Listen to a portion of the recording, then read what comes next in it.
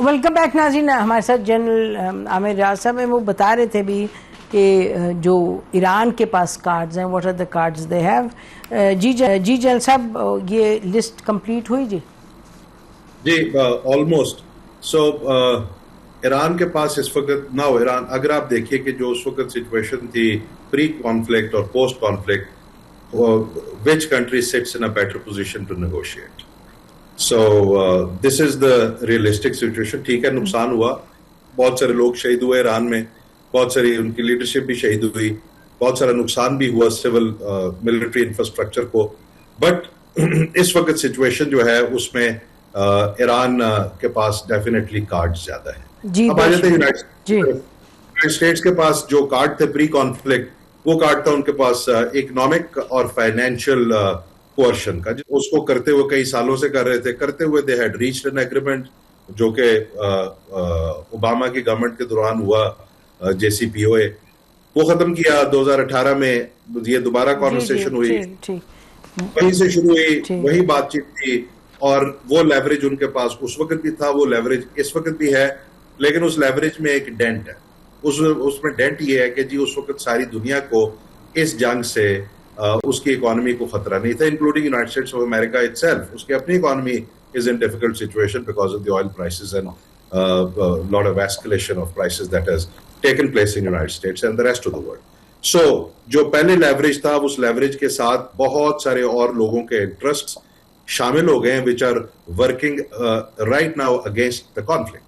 سو یہ ایک پریشر آ گیا, وہ لیوریج تھوڑا سا کام ہو گیا. دوسرا لیوریج تھا ملٹری پاور کا, جو امریکہ ہمیشہ کہتا ہے کہ all options on the table including military. ابھی بھی وہ کہتے ہیں جی start with the bombing campaign. جو اچیو کرنا تھا وہ دیکھ لیا آپ نے. میں آپ کو بڑا ریئلسٹکلی بتا رہا ہوں ایز اے ملٹری اسٹریٹجی کے حوالے سے. یہ اگر دوبارہ یہ کرتے ہیں نا, پہلے بھی ان سے یہ ہوا ہے, اس کو کہتے ہیں ایسکلیشن ٹریپ. ایسکلیشن ٹریپ کا مطلب یہ ہوتا ہے کہ آپ کا خیال یہ ہے کہ آپ 3-4 دن میں چیز ختم کر لیں گے, and you go on with the bombing. The bombings are fine, military does what it has to do, لیکن وہ پولیٹیکل آبجیکٹو اچیو نہیں ہو پا رہا. جب وہ پولیٹیکل آبجیکٹو اچیو نہیں ہو پا رہا تو ایک نیچرل انسٹنکٹ ہوتی ہے کہ I will do some more to achieve this political objective. Trap میں چلے گئے, اچیو نہیں ہوتا.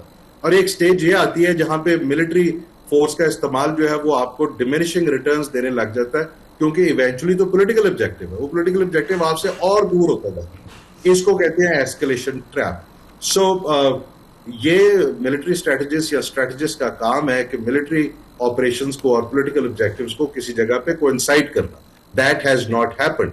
سو ملٹری کارڈ ہے, آپ بہت زیادہ نقصان پہنچا سکتے ہیں, you have a lot of military power, لیکن اس کا فائدہ نہیں ہوگا because they never expected the horizontal escalation. horizontal escalation کہتے ہیں کہ ایک ایسے لیول پر ایسکلیشن کو اسی لیول پہ اتنا پھیلا دیا جائے کہ وہ آپ کے کنٹرول میں نہ رہے. There are other people who start. جی جن صاحب ایک سیکنڈ, یہ جو آپ کہہ رہے ہیں نا کہ ملٹری کارڈ ابھی بھی ہے, ابھی بھی نقصان پہنچا سکتے ہیں, تو معذرت کے ساتھ وہ کارڈ کیا ہوا جس سے کہ پوری دنیا از اپ ان آرمز؟ بات یہ کہ ملٹری استعمال کریں گے تو it's going to hit back, اور global economy if it caves in then everybody is dead. مطلب کہ اس میں فائدہ تو ہے ہی نہیں ان کو کوئی. تو اس لیے میں آپ کو بتا رہا ہوں کہ دیٹ کارڈ از وہ دیٹ کارڈ میں بھی شاید وہ اسرائیلیوں کو صرف نظر آ رہا ہو because they want total destruction of Iran, لیکن یونائٹڈ اسٹیٹس کے انٹرسٹ میں نہیں ہے. there is a lot of pressure on them. So یہ ہے ایکچوئل سچویشن. سو جو کارڈ تھے نا پری کانفلکٹ, وہ کارڈ اگر ہیں بھی ہے تو بہت کمزور سچویشن میں. Even the economic and financial control یا کوئرشن کا کارڈ بھی مشکل میں پڑا ہوا ہے. اینڈ دا ملٹری ایسکلیشن کا کارڈ ٹھیک ہے, آپ تھوڑا سا اور ڈیمیج کر لیں گے, لیکن آپ اپنے آبجیکٹو سے اتنا دور ہو جائیں گے, نہ صرف ایران کے حوالے سے, باقی اور دنیا ساری کی ساری آپ کے اوپر مختلف نظر سے آپ کو دیکھنا شروع کر دیں گے. آلریڈی دیکھ رہے ہیں لوگ.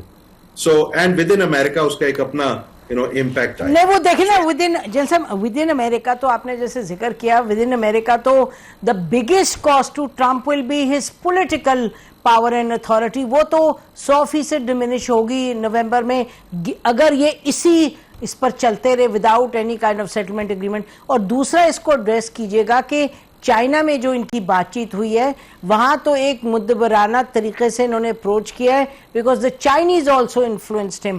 تو یعنی کہ politically whether it's on the global stage اور ڈومیسٹک اسٹیج اس پر ذرا بات کیجیے گا کہ مسٹر ڈونلڈ ٹرمپ کتنے ٹرم ہو گئے ہیں. آپ دیکھیں چائنا میں کیا ہوا ہے. چائنا میں except for getting a lecture on cooperation and a bit of thoda sa straight talk on Taiwan, what has United States of America, Mr. Trump, got out of this Chinese visit? Nothing. There is practically nothing that they got out of it. So it is very clear that ab the world is changing and world is changing very fast. So ab mera khayal hai کہ United States of America میں people will have to realize this کہ یہ جتنی جلدی اس conflict کو جتنا amicably وہ resolve کر سکتے ہیں this is still an opportunity to do it. ورنہ دیکھیں people are moving in their own ways. میں نے آپ کو پہلے بتا دیا لوگ آلریڈی ایران کے پاس جا رہے ہیں بات کرنے کے لیے. بالکل اچھا بالکل. ابھی سوری جیل صاحب I just want to share this with you کہ جو ابھی خبر آئی ہے وہ یہ ہے کہ العربیہ خبر دے رہی ہے ان کی تقریباً سب خبریں ہیں been proven correct in the last 48 hours. اب انہوں نے کہا ہے کہ پاکستانیوں کو انہوں نے جو کہا ہے کہ آفر دے دیں امریکہ کو, ایک یہ کہ ہم اسٹریٹ آف ہرمز کھولنے پر تیار ہیں ان ایکسچینج فار 2 things. ایک کہ امریکہ کمپنسیشن پے کرے اور دوسرا کہ امریکہ اس پر ڈسکشن شروع کرے جو سینکشنز لگائی ہیں اور انفریزنگ آف جو ان کے ایسٹس.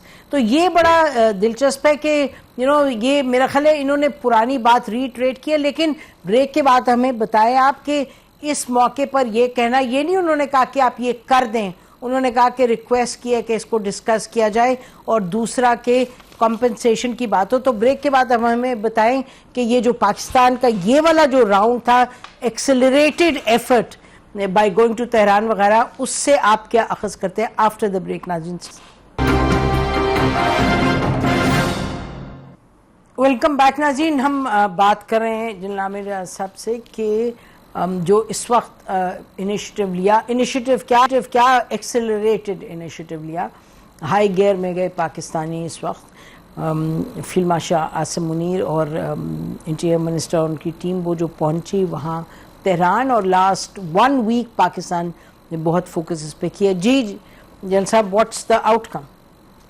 دیکھیں ابھی جو آپ نے مجھے بتایا چونکہ لیٹسٹ نیوز ہے میرے پاس تو نہیں ہے, لیکن اگر یہ 3-4 چیزیں ایران نے کی ہیں کہ اس پہ بات چیت شروع کریں, which means reparations, compensation دیجئے. We will talk about Straits of Hormuz کہ اس کو کس طرح کھولنا ہے, کس میکنزم پہ کھولا جائے گا. We are ready to do that. ایرانیئنز نے اگر یہ کہا ہے. اور تیسرا انہوں نے یہ کہا کہ جی جو ہمارے ایسٹس ہیں, جو باقی چیزیں ہیں, اس کو گریجولی انفریز یا اس کو ان لاک کیجئے تاکہ ایک ماحول بنے فار براڈر کانورسیشن. اس میں جو چیز مجھے نظر آ رہی ہے, سو دس از اے ویری پاورفل پوزیشن جس کا تھوڑی دیر پہلے ہم ذکر کر رہے تھے کہ اب جب ان کے پاس کارڈز ہیں تو انہوں نے یہ بات بالکل کھول کے کہہ دی بات چیت کر لیں. نیوکلیر کیس پہ مجھے ذکر نظر نہیں آ رہا.